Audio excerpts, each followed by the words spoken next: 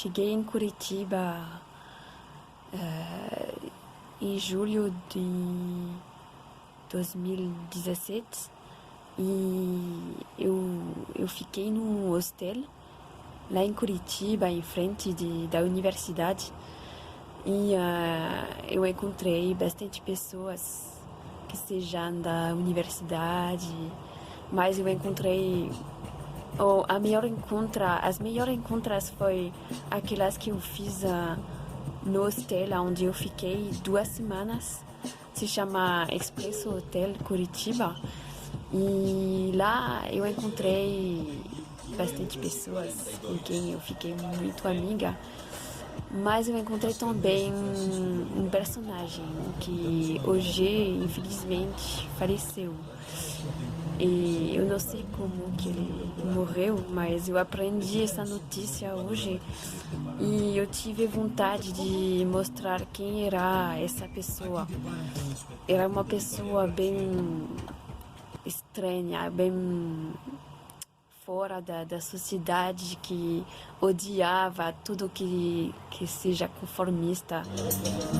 Era um artista bem selvagem.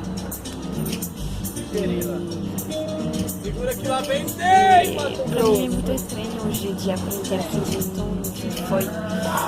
Ainda mais depois desse fogo que tinha na Amazônia, sabe? Cuisinier. São muitas Il coisas prenait que pas mal de son temps à faire la cuisine et pas seulement e pour você lui. não quer En fait, acreditar muito que isso c'était même aconteça, presque mas une cuisine artistique. acontece. Então, Vraiment, on retrouve eu en fait queria dans sa manière d'agir, agora quel que soit deixar mostrar quelle que quem soit era son essa activité, en fait, ça reste, il reste un côté artistique. Lobo de Curitiba.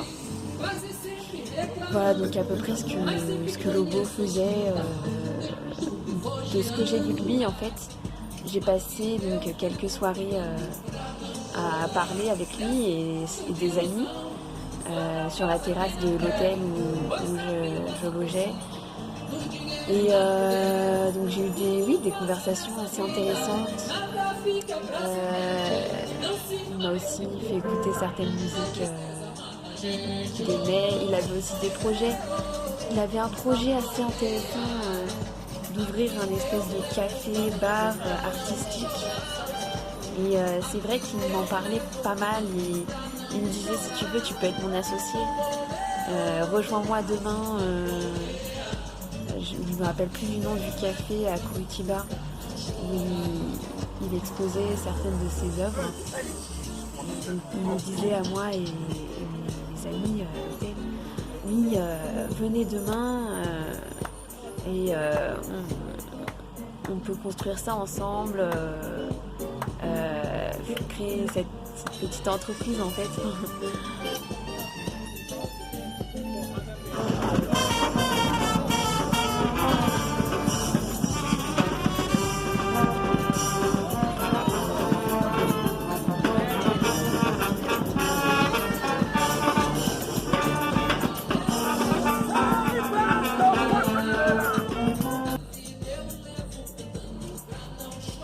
C'est vrai qu'on a vraiment pas l'habitude d'aller vers des gens qui ont des habits un peu déchirés, qui ont la tête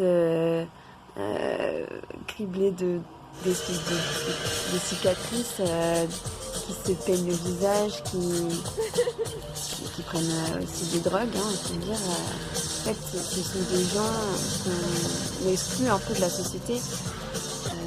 Dont on a souvent peur, on ne connaît pas leur réaction et on a tendance à les voir un peu comme des clochards en fait, comme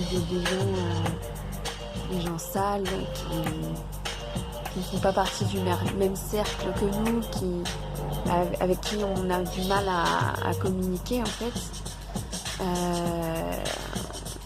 On n'ose même pas s'approcher en fait de personnes comme ça. Alors que, voilà, si on prend le temps d'analyser la personne comme elle est, par exemple, Lobo, lui, il était très expressif, donc on n'avait pas vraiment besoin d'aller vers lui pour le connaître un peu plus. c'est ça qui était incroyable, enfin,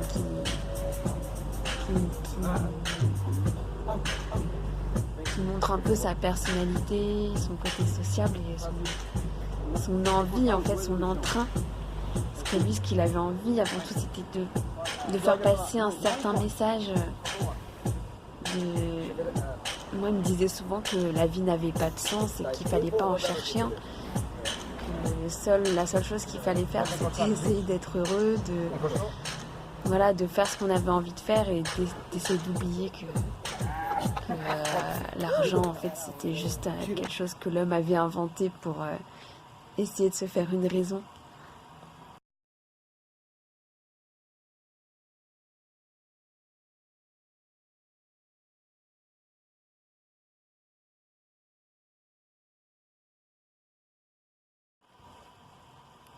Alors voilà, en fait, Lobo, c'est un artiste que j'ai rencontré quand j'ai fait mon voyage au Brésil, à Curitiba.